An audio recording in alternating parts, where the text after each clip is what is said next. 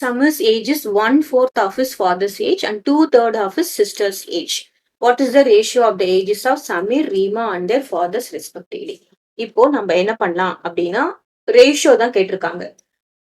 ரேஷியோனா என்ன அர்த்தம்? ரேஷியோல அதாவது ஒரு ஈஸ் டூ அப்படின்றதுல வரும். கம்ப்ளீட் பெரிய ஏஜ் எல்லாம் வராது. சம்மர்ஸோட ஏஜ் நம்ம என்னவா எடுத்துக்கலாம் அப்படின்னா எக்ஸ்ன்னு எடுத்துக்கலாம். சரியா? நெக்ஸ்ட் இப்போ அவங்களுடைய ஃபாதர்ஸ் ஏஜ் நமக்கு எப்படி இருக்காங்க? அவங்க சமீரோட ஏஜ், அதாவது சமீரோட ஏஜ் எப்படி இருக்குன்னா 1/4 of the fathers age.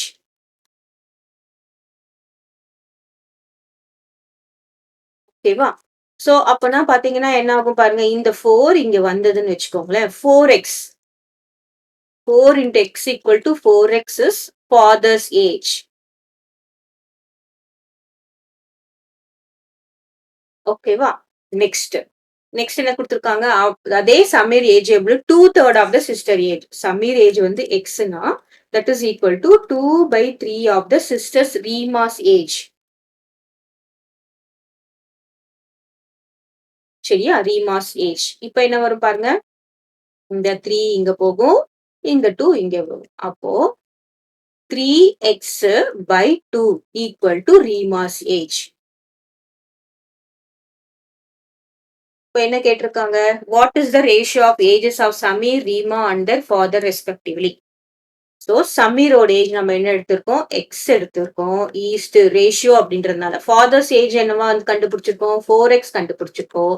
ரீமாவோட age என்னது? 3x/2. ஓகேவா? This is the ratio. So இப்போ நாம என்ன பண்ணணும்னா